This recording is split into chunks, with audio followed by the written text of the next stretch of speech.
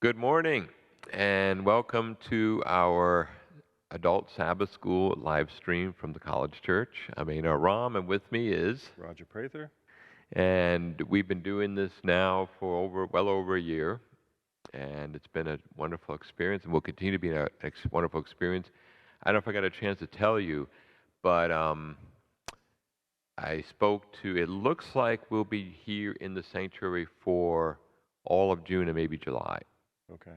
So we're figuring out all the logistics, the space management issues Okay. about when Sabbath school starts returning to on-site, where are they going to meet? There will more than likely be one up here that will form a nice circle, because that's one thing we've learned with live stream and with Sabbath school classes online is with Zoom or GoToMeeting, you can see each other's faces. And a lot of people don't want to go back to sitting in the theater style seats where you're just seeing the back of the other person's head.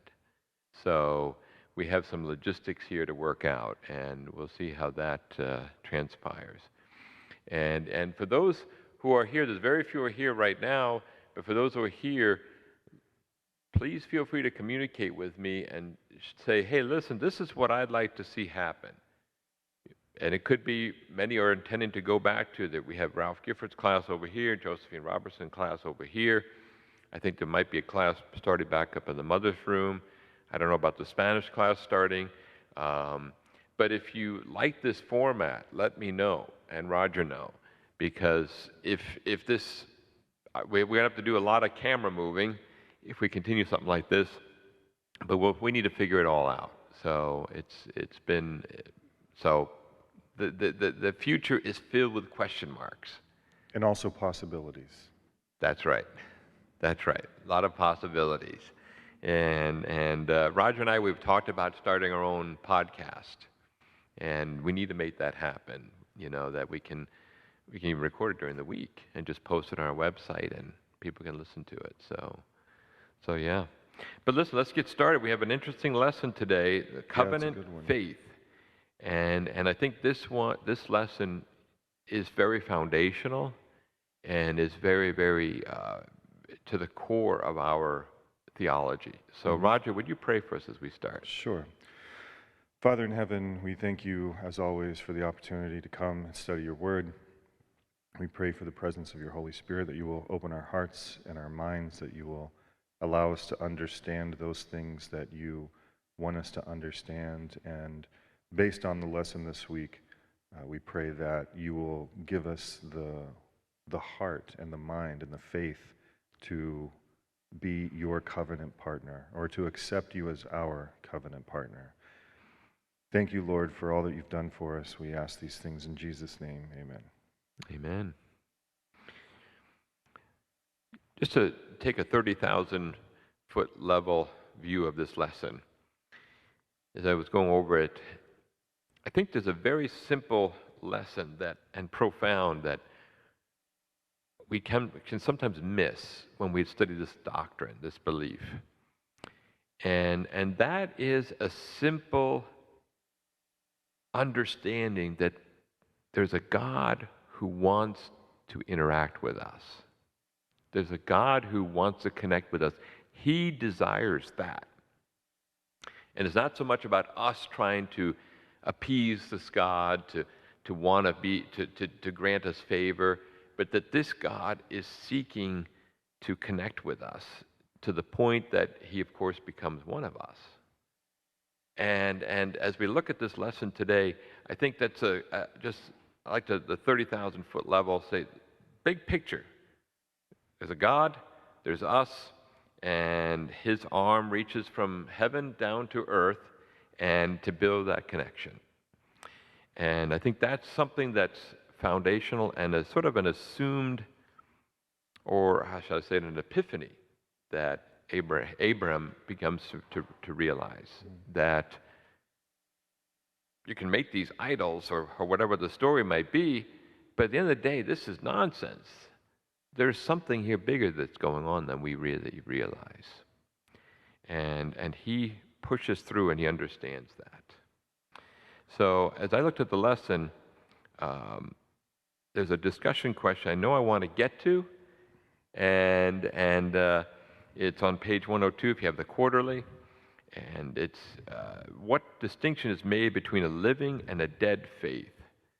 I think that is something we need to really consider and look at. So, but here's a week at a glance. Roger, there's some questions here. Well, can you read the Sabbath school, the memory text for us? Sure. Galatians chapter 3, verse 11. But that no man is justified by the law in the sight of God, it is evident, for the just shall live by faith. That's key. How would you summarize, what does this mean, Roger? What, as far as practical Christianity goes, why is that Bible verse important? Why does that Bible verse, what does the Christian, what do I and you and all of us to here need to know because of that Bible verse? Well, I would say that in terms of Protestant Christianity, what distinguishes Protestant Christianity from every other religion in the world is that we do nothing. Yeah. I'll quote Jonathan Edwards, the great American preacher. You contribute nothing to your salvation except the sin that required it. Oh, I like that quote. You contribute nothing to your salvation. I might be paraphrasing a little bit, Yeah. but that's really what distinguishes Protestantism from Catholicism and from Islam and most of your pagan religions. It to use your 30,000-foot view idea of like it's a God that wants to connect. I would say that it's a God that's already connected, right? So Protestant Christianity, or the faith of Abraham, Abraham came from Babylonian civilization. Yep. What did a Babylonian temple look like? It looked like a step pyramid. Yeah. So they had to build the pathway to God. And then what biblical faith, what Protestant Christianity teaches is that God built the bridge. Yep. You don't even have to walk across the bridge. All you have to do is step on it, and then Christ comes and finds you and takes you by the hand and walks you across the bridge. Or we might even say he carries you across the bridge. Yeah. And that's really what I think Paul is sort of driving that. Yeah. And that, is a game changer for us of how we view our mortality, how we view our purpose of living, our identity. All of that it changes what you mentioned here, and I've seen many times that picture of the cross. There's a big gulf between one side and the other side, and then the cross bridges that gap. And Jesus walks across or we walk across because of the cross, and it's a good image about how this all works out. And it's interesting because every single person has to come to some sort of grips with their identity, their mortality, and who they are, and what's going to happen in life, and afterlife, I should say. And this is where this revelation that Abraham has, and of course Paul has, and others have, is so profound. And I'd like the question here on page 96: why must salvation be a gift? Now that's a question. Why must salvation be a gift? Why not be a partial works gift partnership? But you say, God says, hey, listen, I'll meet you halfway. You do X, Y, Z, I will do A, B, C. We'll meet in the middle, we'll call it a deal. Why doesn't that really seem to be what theology is? And for those that are with us, good morning, Antonio. Good morning. Because of love. Thank you, Antonio, for bringing that word up. Because of love. So what does love, what is that? You want to expound on that? No, okay, all right. So love. Roger, any thoughts about that? Because it seems to me that if the logical approach would be to do something like that. It was like, okay, now you have skin in the game, I have skin in the game, so we both contribute to this. It's like a 50-50 partnership. But like was mentioned, love doesn't operate like that. Love doesn't operate like that. It's a different equation. And it's like, sometimes people say marriage is 50-50. It isn't 50-50. It's 100, it's 100. It's both feet on both parts, not 1 foot on the land, 1 foot on the boat. You're in and you're both in. And we're both in the same, husband and wife are in the same boat. So I think that's I like what Antonio's observation was. Any other thoughts about this? Why must it be a gift? Well, the 50-50 idea that you bring up, not to be critical, but it's worth pointing out. There's a reason why I say Protestant Christianity when I talk about, our understanding of salvation as if you get the Roman Catholic formulation is basically like, there's you sort of build up merit. Yeah. And you have all these, what God did is he provided all these resources for you to have merit. So you can generate some of your own merit, and then you can pray to the saints and they'll give you some merit, and maybe Mary will toss in a little bit of merit. And then the bulk of the merit obviously comes from the sacrifice of the cross. Yeah. But there's still this idea of sort of like, well, you have to kick in your part too. Yeah. And there are two things that I would point out. First, the distinction about love, and your illustration of marriage, I think that's one of the reasons why God instituted the marriage relationship, is to teach us something about the way he feels about us. But not just marriage, but also, parent-child. Like there's nothing I would not give up to and including my own life in order to save my children. And you can't have a loving relationship where it's like, well, here's the line. Right. We each have to come up to the line. That's not love. It's I will walk across to you and you will walk across to me. The other answer I would give would be philosophical, and that is that our doctrine of God, if God is perfect and omnipotent and all-knowing and the creator of the universe, God by definition requires nothing. And the idea that we can somehow do something that would warrant him to give us salvation implies that there's a lack in God, that there's a lack in that relationship that we can fulfill. And that would be, I would call that heresy, actually. I like the way you put that, because I was also thinking that God is love, and he cannot do something half-heartedly. Correct. It's all or nothing. And he's jumped in with both feet, and he's waiting there with open arms, period. All we have to do is say yes. And if we had to contribute 1% of this business deal, it would fall apart. It's kind of like if you look at a business arrangement where you have a joint partnership at 50-50, that's a legal binding arrangement. But in a marriage, technically there is no such thing. It's common property. And it's a common property, and we're together in this. And I think that idea, that vein of thought, is hard for some people to understand. We're so used to thinking in limited terms. We're used to thinking in like, I'll do my part, you do your part. Everything's a business. And that is heartbreaking. And I realize that there will be people who will be void of love in their lives, who don't understand what you and I were talking about, the parent-child relationship, the husband-wife relationship. They won't understand that moment, that gift, that chemistry between these individuals. And everything is simply a deal rather than simply a connection and a relationship. There's a term we throw around this week in the lesson, imputed and credited. What is your take on those two words? Oh, we're jumping ahead.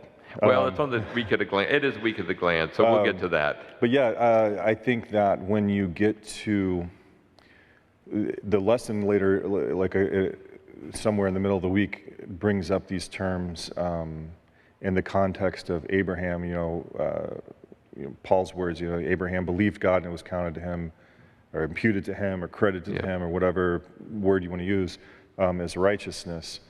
And I think that the lesson does a good job of sort of pointing it out. Like, it uses the word reckons. It's something that it's not make-believe, but I think that's a good narrative way of looking at it. It's sort of like make-believe.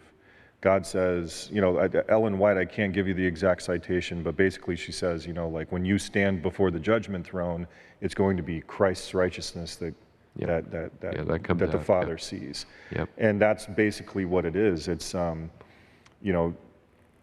and then I'll use some of the Protestant reformers and their heirs in the 16th and 17th century wrote pretty extensively on this topic. And, one of the ways that they came up to formulate it was when it comes down to judgment, there are two options. It's not, did I obey? That we usually put it in those terms, like, did I obey God or did I not obey God? Did I obey or disobey? But that's not what it is.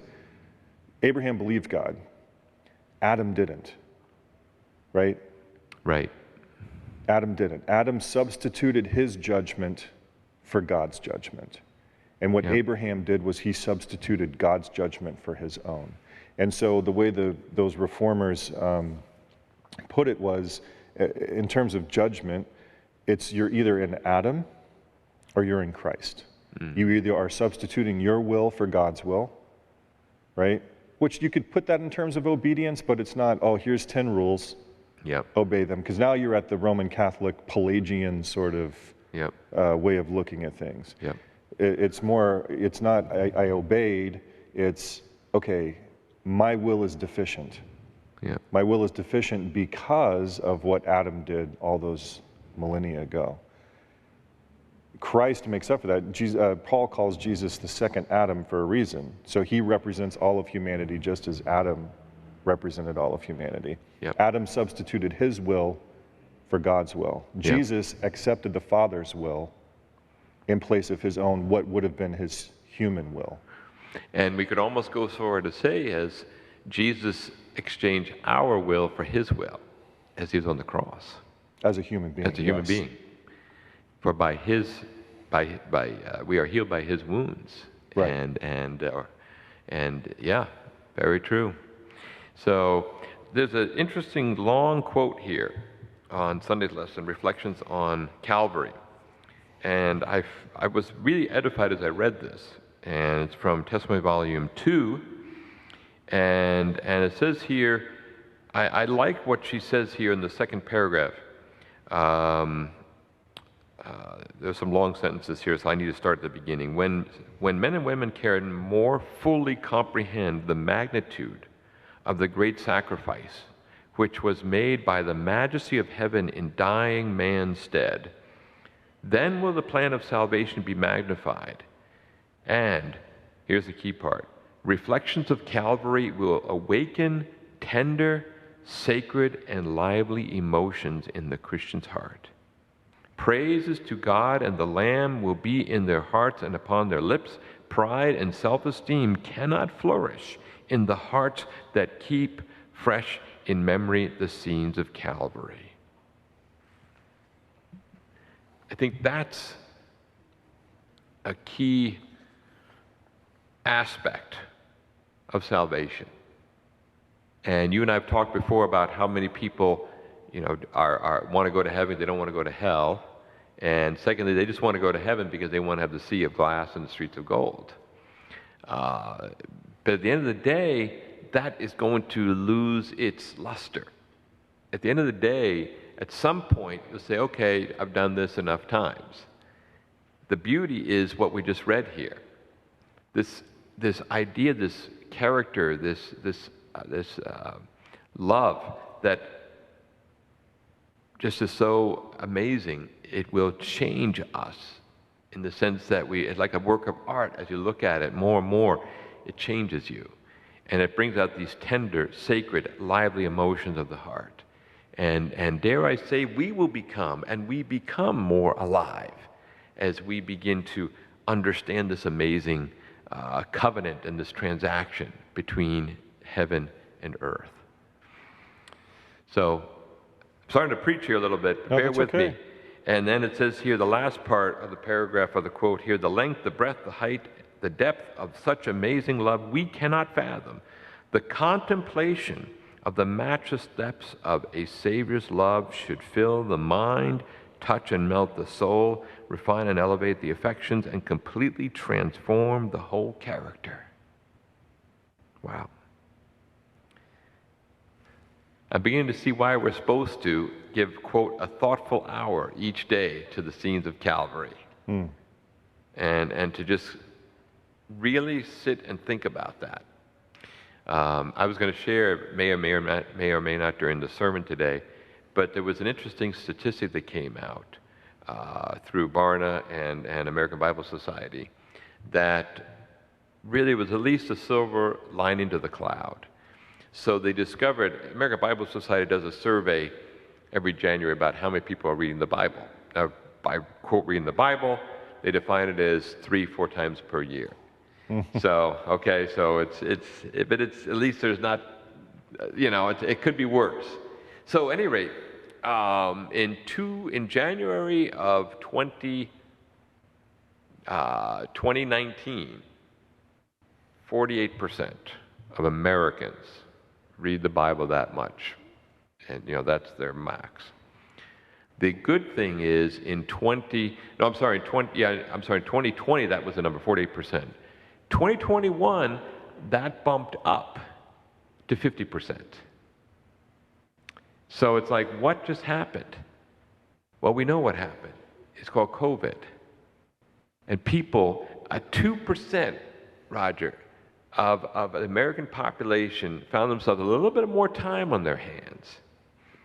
And they pulled this book off the shelf, and maybe 2, 3, 4 times a year, they actually opened the pages and started to read.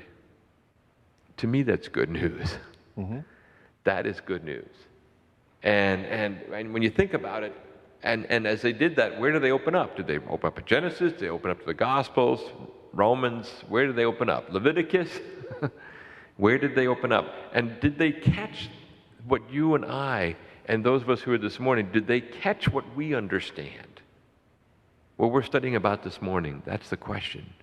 Or did they approach it like, well, I'm going to spend time with God, earn some points with the big man upstairs, and this random, read Jeremiah or something, and okay, I did it. Or was it this idea, did they understand this covenant idea? Did they understand that there's a God who loves them and wants to have a relationship with them? I'm going to be pessimistic, and I'm going to say it was people going, the world's a mess. And there's a couple books in there that talk about dragons and storms and locusts. Yep. Let me read that. But then I'll be optimistic, and I'll say that that's a survey of people actually taking the Bible off the shelf or going to the bookstore and buying it because they don't have one. But I'll be a little bit more optimistic and say that you have a lot of people who, and I'm not being judgmental, I'm just making an observation, you have a lot of people who participate in high church type of denominations, Roman Catholicism, traditional Anglicanism, maybe some old-fashioned Presbyterians, and they might not be reading the Bible at home, but they're going there and they're reading the Old Testament and the New Testament read every week. And so those people may be imbibing, my word will not go out, will not return to me void, is what God says. So you don't know how many people are sitting in those high church type of settings and receiving some sort of benefit from hearing audibly the word. That's true. So I'll be a little more optimistic and say that maybe only 50% are taking pains to do it in their home, but I would say a higher percentage, I won't even guess what that higher percentage is, but greater than 50% are being exposed to Scripture, to the Scriptures in one way or another. Yeah, I hope you're right. I hope I'm right too. I hope you're right. But I do know, and we're going off on a tangent here, biblical literacy is declining, and that's what scares me. Anecdote about that. Some years ago, probably maybe 5 years ago, 6 years ago, the Museum of Science in Boston had the Dead Sea Scrolls exhibit. Wow. And my wife and I took our kids, and of course I do the whole like, this is important because the Bible and Western civilization and da da da da da. But I remember I was walking and I'm there and I'm reading and I'm really paying attention. I mean, I don't know how long I spent in the exhibit, but there were two early 20s, late teens, college age, a young man and a young woman.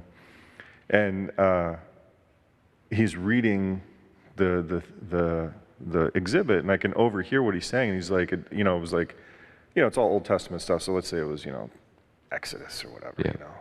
And he's like, 5 books of Moses. Remember we took comparative literature comparative religion or whatever last semester. He's like, 5 books of Moses. What was it? Genesis, Deuteronomy? I can't remember. And like, of course, growing up in the church Yep. and everything like that, you're just kind of amazed. Like, you might not be Christian, but I mean, come on. Yep. 5 books of Moses, Yeah. foundational text for I know. so much. And biblical literacy is, Yeah. it's really scary. It is scary. Yeah, it is. And I think that's where historians will look back at this era at a turning point, and in the sense that, are we going from a Judeo-Christian world to purely secular? And do we see that, is this book relevant? And that's the question for us today. And this is a turning point or a milestone. We can go either way. And hopefully we'll go the way of the correct way, and we will find ourselves with a revival of some sort. Yeah, I think so. I hope so. Again, we're on a tangent, but just in terms of like people understand, we talk about literacy, like we're talking about the covenant, and I mean Genesis to Revelation it's the narrative of the covenant. Yeah. Basically from the beginning of history to the end of history. Yeah. And when you talk about literacy, you could say like, well, can you give me the general outline of the Gospels, the Synoptic Gospels, or can you give me a broad sweep of the biblical narrative or something like that? But then you say like, but are people really understanding the context of the covenant and what it means? Yeah. I would say too, in terms of like, you talk about pivotal moment in history, I used to buy into the secularization hypothesis. Secularization hypothesis is this idea that, primarily since the Enlightenment and around the time of the American Revolution, but then big time in the 20th century, European, North American civilization shifted.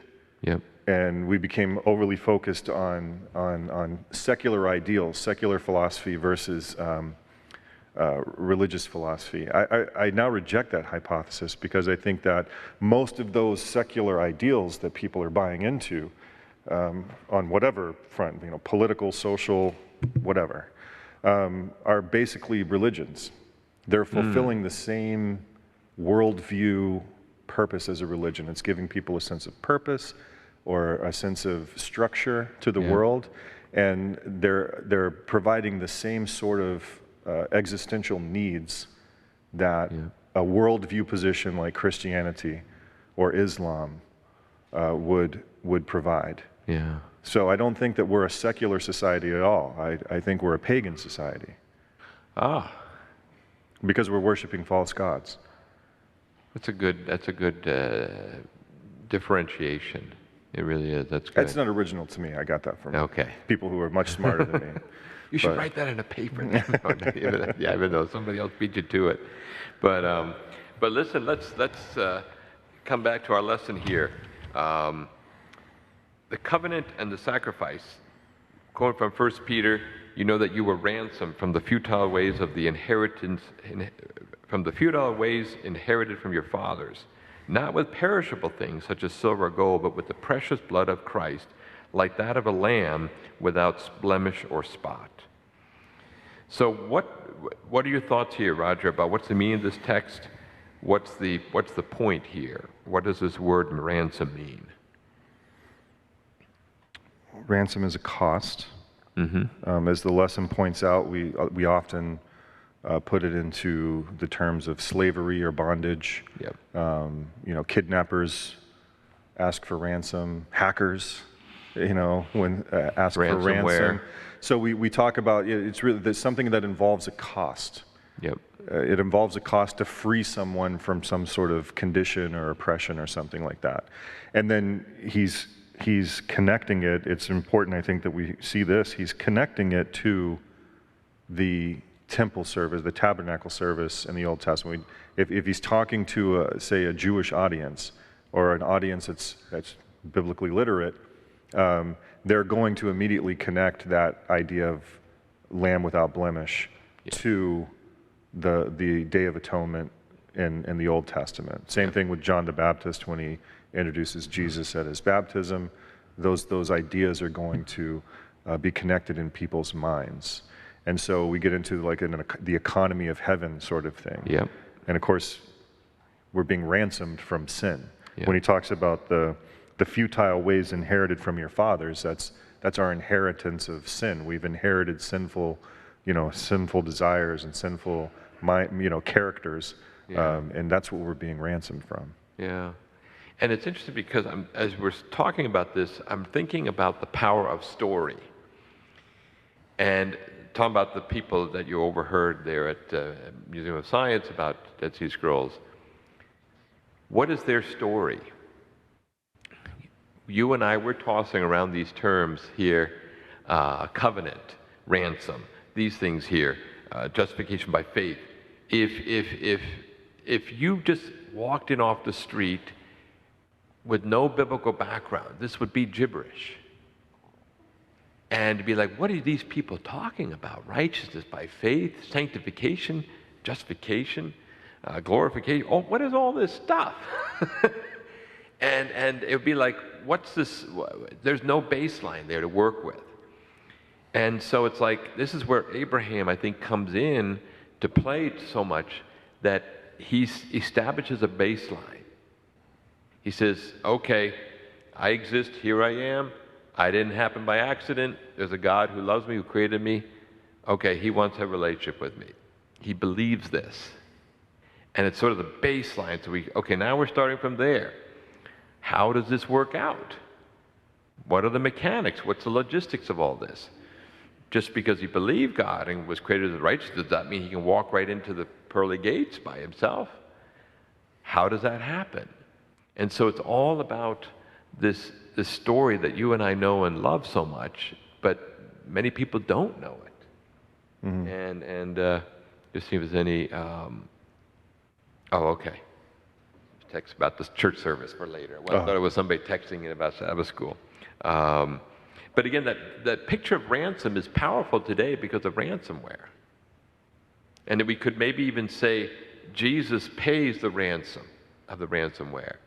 And even though it was our own foolishness and idiocy that clicked on that attachment that launched the whole thing, he comes in and fixes it, and he pays the price. Now, the good news is he also takes care of the scoundrels on the other end of the internet, wherever they're from, whether it be next door or another country. And he takes care of them. The devil has been defeated, Roger. He's been defeated. Yes. And past tense. Past tense, it's done. So that should bring us some amazing joy and peace and assurance that it's going to be all right. Yeah, Cameron and I kind of mentioned this a little bit last week, and you talked about how we approach telling people this story, how we frame this narrative when we're interacting with people who don't know the narrative already. And I think the question was something along the lines of what can we do to be more successful? And I brought up the idea that we're too pessimistic. Too often our evangelism, and I don't mean that necessarily in formal evangelism, but too often when we interact with the public, so to speak, we sort of assume defeat. Right? Our preaching is not bold. We don't tell this story as if we really believe it. And I think that we should have a little more confidence because, as you said, Satan's been defeated. Yeah. Peter says that. That was where I referenced last week. And Peter said that in Acts, his sermon that he preached. I believe it was the day of Pentecost or shortly thereafter. But he said, the resurrection was it. At that point, Satan knew. Yep. The forces of evil in the universe knew they were defeated. Yep. Their power has been taken away from them. Amen. Yep. And it's just the remnants of their power Yep. before the resurrection that they're basically just causing trouble. Yeah. Going out with the bang, so to speak. Yep. But we're victorious. We're on the winning side. And we know this, and we have assurances of that. And we should act accordingly. And too often we don't. Yep. And part of that's because of our eschatology, and things are going to get bad before they get better. And so we just sort of assume this, like, well, it's going to get worse before it gets better, so we might as well just accept Probably it. we've been assuming that for 150 but years. in the midst of that, the whole point of having that information is so that in the midst of that, we're able to be like Noah. Hey, yeah, it's going to be destroyed. Yep. But guess what? I got a boat. Yep, that's right. God gave me the plans for it. You should get on. Yep. And we should be bold about that. And too often, I think we're not. Yeah. And I don't mean bold in sort of like a prideful way. Right. But just knowing that we have that assurance. Yeah. And maybe you're not advocating street corner preaching, but maybe we need to do something like that. I don't know. I've never done it. I see guys that are out there doing it still to this day, and I have all the respect in the world for the people that do it. They go into college campuses and right into the devil's lair, so to speak. The places where you don't expect. But again, that's what we should be doing. We should be going into places that we don't expect to be victorious. Yeah. And then be bold, like as if we expect to be victorious. Yep. Yep. So that goes along with what I'm preaching on today is you are the salt of the earth and the light of the world. So it ties in with that. And it's really a great opportunity. And again, I don't mean to go off script here, but it's really a great opportunity. We talk about like secularization, and I call our civilization pagan and things like that. And it can be disheartening for us and be like, oh man, like these kids, they take religion classes in college and they can't even tell you Genesis, Exodus, Leviticus, Numbers, and Deuteronomy, and whatever. Like everybody knows that, Yeah. And you sort of lose hope. But it's really, man, it's a great opportunity. Have you read the New Testament? I mean, those guys, 12 guys, turned the world upside down. 12 guys. Yeah. Well, 70. Yeah. You count the set, yeah. Yeah, but I mean, you know what I'm saying? Yeah. The entire Roman Empire. Yep. So what are we waiting for? That's kind of how I feel sometimes. And I mean, I'm just as guilty too. I get wrapped up in, I got to go to work and I got to take the kids to school and whatever. But yeah, I understand. And we do tend to have that sort of pessimistic view, but we should not. And a lot of times the battle is right up here, Roger. Yeah, no, right absolutely. So listen, something that struck me is, let's go to Romans chapter 4, 1 through 7. We have digressed a lot, and yeah, I'm sorry. It's just good discussion, and I cannot see anybody out of my corner of my eye. And if you have a comment or question, if you're over here, you got to let Roger know. If you're over here, let me know. You said Romans chapter 4? Romans 4, yes, 1 through 7. So, Roger, would you read that for us? Certainly.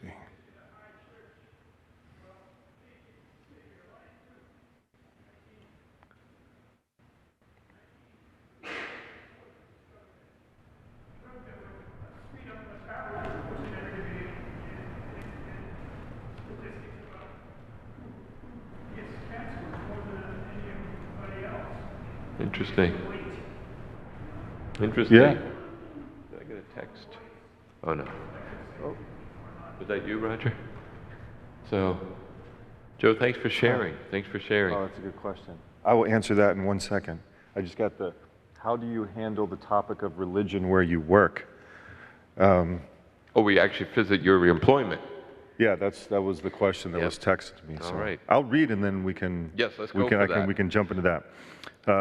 Romans chapter 4, verses 1 through 7. And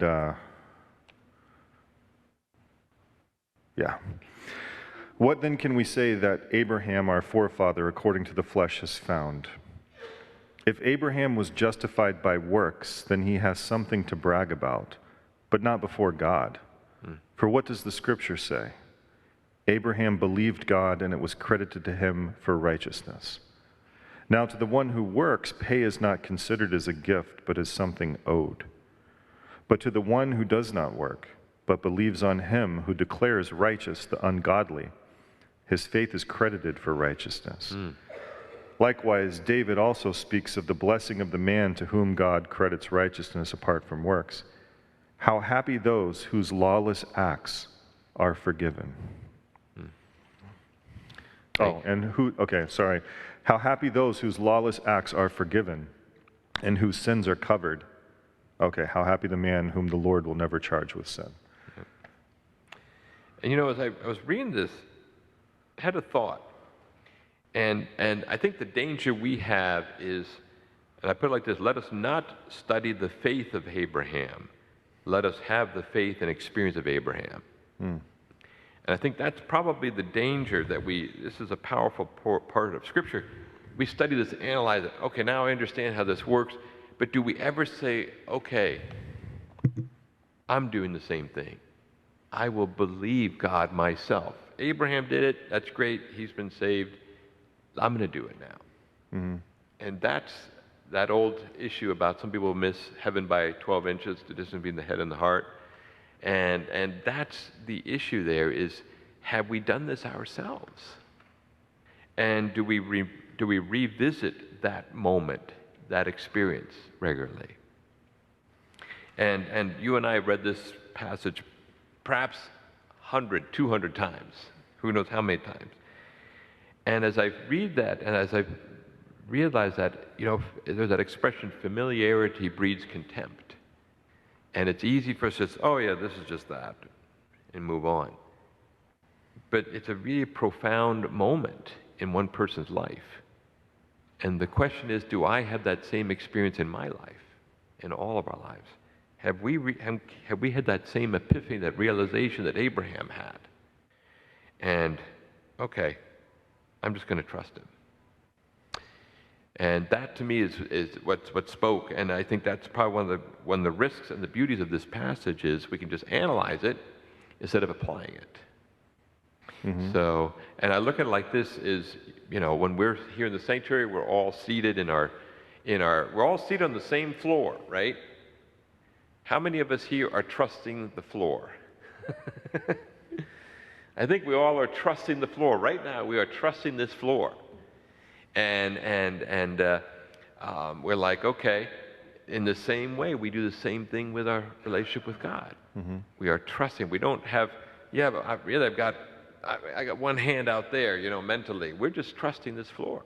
And it's the same thing with our relationship with God. We just trust him. So I just want to share that. I don't know if you had anything to add to that, but the thing that sticks out with me from this text, and I can segue this into the question about how I deal with the topic of religion at work. Okay, yes. But Paul, I think the thing that really sticks out for me from this text is Paul is contrasting the gift of salvation with earned wages. And I think one of the big lessons we can draw from that, and it sounds really sort of like brash, but I don't think it is. God doesn't owe us anything. And we forget that. And I think that's the mistake of that sort of Roman Catholic Pelagianism, I've used that word, that's the second time I think. So Pelagianism was this idea developed around the time, St. Augustine actually wrote against Pelagianism, but it was developed by a Christian, priest or bishop or something like that in the early, I wouldn't even call it Roman Catholicism at that point, but the early church, 5th century. And he had this idea that we have to earn our salvation. That's essentially what it is. Pelagianism is God's justice requires that we have so much freedom that we have to earn our salvation through our own choices and actions. And it was declared a heresy by the early church. It's still considered a heresy today, but it sort of leaks in, especially it's very heavily influenced Roman Catholicism. And certain Seventh-day Adventists have actually been accused of being Pelagians once or twice in the past. But that idea, I think, is what Paul is writing against. God doesn't owe us anything. We don't earn this. I'm not talking about being good enough to go to heaven. That's sort of like, that's like walking the line. Like there is a certain extent where your character has to be developed enough, right? Mm-hmm. But what Paul's talking about is if we behave as if, well, if I do this, think of like Lent. Think of the Roman Catholic thing, Lent. If I do this for God, God's going to do something for me. Yeah. It's like, no, that's not what the Bible says. Right. I'm the Lord your God who brought you out of Egypt. Thou shalt have no other gods before me. Yeah. Right? God does it before, again, he's already built the bridge. All we have to do is step onto the bridge. Yeah. Right? Step onto the bridge, and then Jesus is going to carry you the rest of the way across. That's Orthodox Protestantism, I would say. Yeah. So to segue that into the question about work, I work in a prison, and it's an interesting place. The real answer is I treat the topic of religion at work just like I would treat it anywhere else outside of church. It depends on the context. It depends on what I know about the person. Yeah. Yeah. But I'll just give you sort of a sociological observation, and that is that, despite what you might read in certain sections of the media, my experience in almost 14 years of doing this work is that the vast majority the criminal justice system makes mistakes, but the vast majority of people who are incarcerated ought to be. And they know that. Yeah. And what that sets up in a lot of, religion flourishes inside prisons because these people are, by and large, very much aware of the mistakes that they've made in their lives. And in a lot of their circumstances, these are mistakes that they have made over and over and over again for various reasons. Some of them it's just because that's who they are. Some of them it's because of the circumstances of their life. But they realize the deficits in their character, many of them. Yeah. Some of the younger kids that I'm seeing now, not so much, really? Just because of the culture, but a lot of the older guys recognize that. And I think that's one reason why you see religion flourish inside correctional institutions, is because they're in a position to see their faults. The danger for people like me is I'm the good guy, right?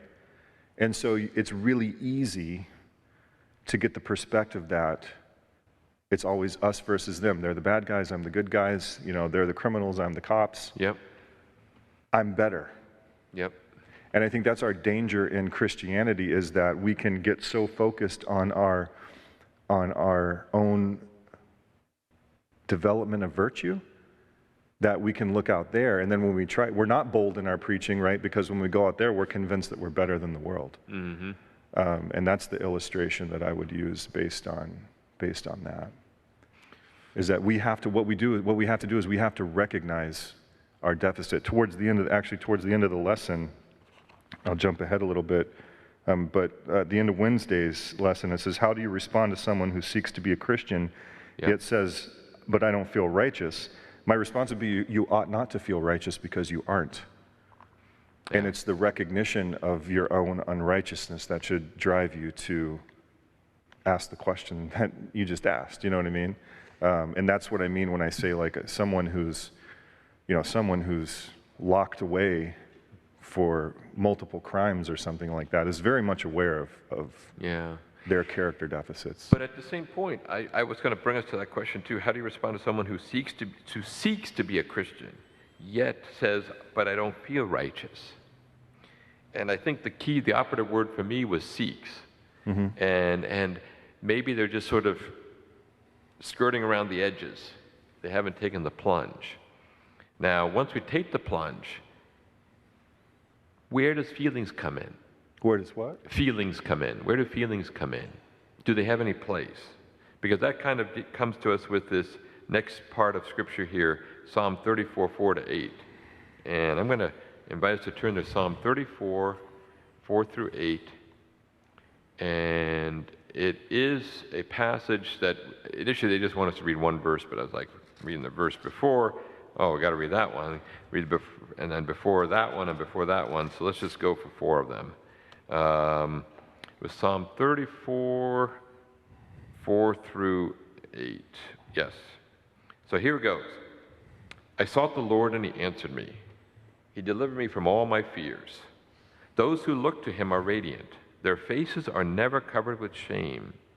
This poor man called and the Lord heard him. He saved him out of all of his troubles. The angel of the Lord encamps around those who fear him, and he delivers them. Taste and see that the Lord is good. Blessed is the one who takes refuge in him. And fear the Lord, you his holy people. Those who fear him lack nothings. And he goes on to talk about lions and children, and etc. But my point is, what does it mean to taste and see that the Lord is good? Taste is one of our senses. Mm-hmm. How do you taste and see and vision? How do you do that? How do we experience that? What does that mean to taste and see the Lord is good? Well, it's poetic language, so I mean, we could go a lot of directions with that. But it's just not arbitrary words that the author wrote out. No, they're inspired. They're inspired, and I'm going to take a stab at my own question. It's something we don't really talk about much. It's about one's experience. And God gave us our emotions. He could have made us robotic without the ability to laugh, to cry, to experience all the emotions that we experience. But he gave us those emotions. And I think that when we realize how amazing this really is, it affects our emotions. And do we taste God in a sense? Not really, but in a way you can. When you taste that perfectly ripened strawberry, you can say, wow, God made this. This is amazing. Mm-hmm. When you get to hug your son, my son's here, can embarrass him as much as I possibly can, you realize we have a good God. When you hug your wife, you realize we have a good God. You know what I'm saying? And to see the beauty of fall, to see the colors of the change of the tulips, the irises, the lilies that we have out here. See all this and you say, wow, God is good. Emotions could also lead us astray, though. They can. So how do you know the difference? Where is that line, Roger? I don't think that there's a black and white answer to that question. I think, again, the same thing when I answered the question about how I deal with questions of religion. It's contextual. There are people who it's, like when he writes, I sought the Lord and he answered me and delivered me from all my fears. You have to fear the right things. Yep. Right? And we can become so distorted. Like, okay, I'll use COVID-19. I had COVID-19. I couldn't taste anything for like 6 weeks. Yeah. Right? So I put something in I tested it too. Like I got like the hottest stuff I could get. And I could feel my mouth swelling, but I didn't taste anything. I didn't realize it was the weirdest thing. Wow. And, so our senses and our emotions can be distorted to the extent where we fear the wrong things and we relish in the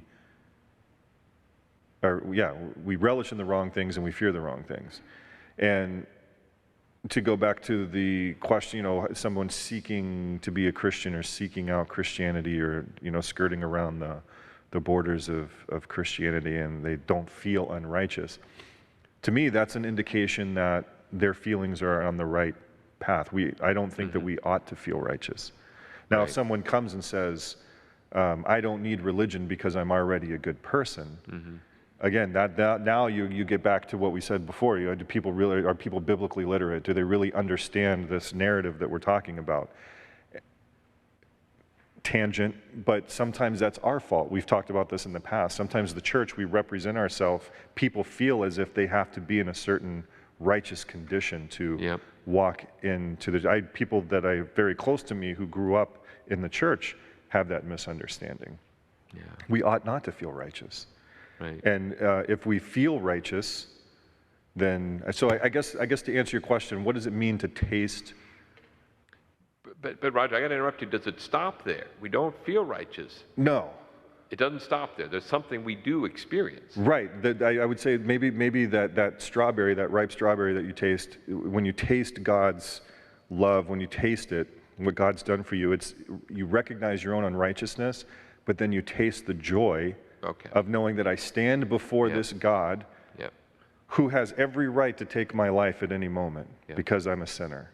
But I stand before him justified because of what he's already done. He's already built that bridge. All we have to do is step on it. Jesus is going to carry us the whole way across. That taste is being in Jesus' arms and knowing that he's carrying you. And all you did was just step on the bridge. Yep. So what should be the expression on my face and your face as he's carrying us? Oh, rapture, I would. Rapture, that's the word I would use, is rapture. Yeah, celebration. I'm thinking about David who, quote, danced before the Lord. Yeah. And that's just like, wow, out of my comfort zone. And he was mocked. He was mocked by his wife. Yes. And then that has all repercussions. And said, you're embarrassing yourself as king. Yeah. And David's response was, no, I'm doing exactly like, and I would remind people that, Jesus is the heir to David's throne. Yep. Yep. And it's interesting that, you're right, she does that, and, oh, excuse me, I had a good night's sleep, and so sorry about that, but her approach is that of a shaming approach. Yes. And that's what's interesting is how we live, and we don't sometimes realize it, we live in often a shame-based culture. Don't do this, don't tell people that, because then that will look bad on us. Mm-hmm. God doesn't work that way. And this is the incarnation, the life of Jesus Christ truly helps us to see that he isn't concerned about this shame issue. And I forgot David's wife. That was Malka? Yes. Milcah. Milcah. And of course, that chapter of her life, that was just a defining moment. David said, I'm done. They never had a relationship. She had no children. But it's interesting, her vantage point was all behavioral-based, shame-based.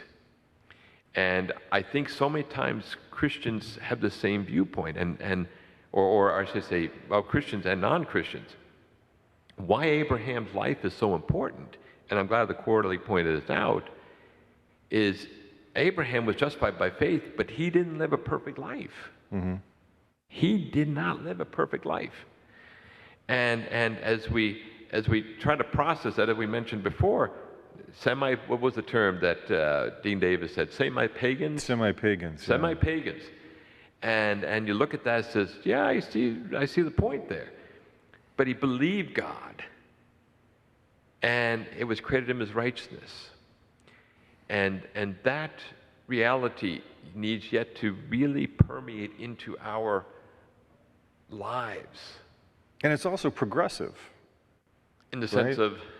Well, so Abraham, he was a semi-pagan. His children were semi-pagans. They still held on to the remnants of that Babylonian religion. I say Babylonian, it wasn't really Babylon, but that pagan religion. But over the course, you see through the narrative of Abraham and his family, culminating in Joseph, sort of, right?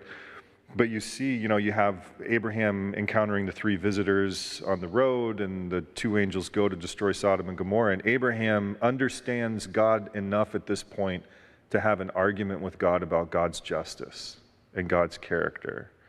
That's not pagan. That's monotheism. Yeah. And so I think the same thing with Scripture. Scripture shows this sort of developmental arc and sort of the understanding and unfolding of the covenant, right? That's why we have Old Covenant and New Covenant. It's not really old, it's not really new. One, But we have all of these different narrative ways that we sort of understand it. And, as we studied this quarter, this lesson, we talk about the different stages in covenants. You had covenant with Adam, covenant with Noah, covenant with Abraham, covenant in Sinai, covenant with David, and then you have the new covenant, the one that's with Christ. All of them are the same covenant. It's God's relationship with men, but in each of those sort of miniature narratives within the grander scheme of the narrative, you have this unfolding development where you understand God's character a little bit more, just as Abraham and his family did. Yeah. And you also have the back and forth. It's a human story. Yeah. So you have the back and forth. And there's only one character in that whole narrative that does not change, and that's God himself. Yeah. And there's only one man in that story that does not change, and that's Christ. And so you have those contrasts, and that aids in our understanding as well. Yeah. So circling back to Psalm 34 here, as I see this here, it's interesting about this experience that the psalmist, and it says here of David, has. And speaking about shame, I'm just noticing here in verse 5, those who look at him are radiant, their faces are never covered with shame. And this poor man called him, and the Lord heard him. He saved him He saved him out of all of his troubles. And the angel of the Lord literally camps around those who fear him. He delivers them. And it's, as I see, it's a very experiential, gritty, real, in the trenches faith. And he's talking about that faith. And he's saying, okay, we all understand taste and sight. He's saying, boy, this is how God is. He's amazing. Well, I have a note in my Bible. I think it's interesting, based on what you just read. This psalm was written concerning David when he pretended to be insane in the presence of Abimelech, who drove him out, and he departed. That's right. So here you have the anointed king of Israel, right, pretending to be absolutely crazy in order to accomplish God's purposes. He's not ashamed of. He wasn't ashamed of dancing in the streets either, so we don't have to be ashamed. We don't. And again, we talk about how we witness and things like that. How do we communicate this narrative? How do we communicate the idea of the covenant to people who don't understand it? I think, again, to go back to what I said earlier, where I don't think we're bold enough. I think too often we have a sort of pessimistic assumptions, and I think we're sort of ashamed sometimes. Yep. We're afraid of what people are going to think of us because of our faith, and we ought not to be. We ought not be, exactly.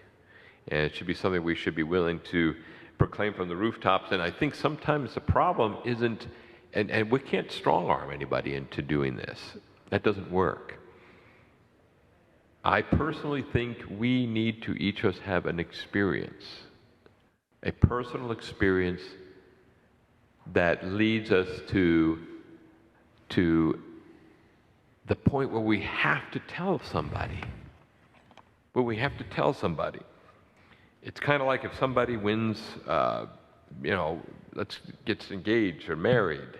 It's usually a day of celebration. We tell people, or if somebody wins a lottery, they get a promotion. They want to tell. If I win the lottery, I wouldn't tell anybody. What's that? If I win the lottery, I wouldn't tell anybody. You're not telling anybody? I tell you, and I tithe it, but that would be that's it. Well, okay. You have to play the lottery to win, so. Oh, that's right. But you wanted to get to the discussion question on the end, like what's the distinction between a living faith and a dead faith? We have 2 minutes. I think that Psalm 34 line that you read about being ashamed, like maybe that's one of the distinctions. Like a living faith is one that we are not ashamed of. Right. And what is something that's alive? It is growing.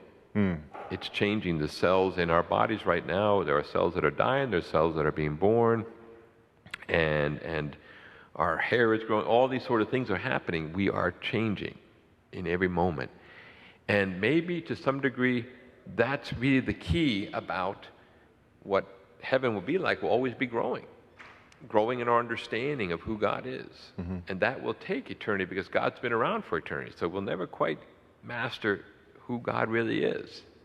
He's got a head start. Well, I always like pointing out, too, we talk about heaven, we talk about the streets of gold, and we talk about the pearly gates, but the New Jerusalem comes to earth. Yes, yeah. Right, so second coming, we're resurrected, caught up in the air, so on and so forth, but at the end of it all, we're here. Yep. And there's trees, and there's a sky, and there's an atmosphere, and we live life. And in the Old Testament, you really sort of get that picture too when you see the prophetic language used in the Old Testament about, the restored kingdom is going to be like. Yeah. And we're going to be here. And I think one of the things we have to keep in mind is covenant is about relationship. And really what it's all about is God putting everything back into the right relational order. I'll stop talking now. I'm getting the red card now. Like soccer. We've been red carded. So, but yes, we need to transition to our worship. So I didn't realize it is after 11:05. So let's have a word of prayer. Father in heaven, Lord, Thank you for this deep subject that is rich and is limitless in its exploration. Lord, we've had a nice discussion this morning, a meaningful discussion that helps us to probe the different dimensions of covenant, and what does it really mean to be saved by Jesus Christ? What does it really mean to have a relationship with Jesus Christ? To be saved by the God of the ages, the God who's created us? What does that mean? And so, Lord, I pray that all of us who are present here this morning and have grasped something new out of this study this morning, and in some way, shape, or form, our understanding of you has grown deeper, our strength, our relationship with you has grown stronger and richer and deeper. And we pray that you'll be with us as we worship you in spirit and in truth. In Jesus' name we pray. Amen. Amen.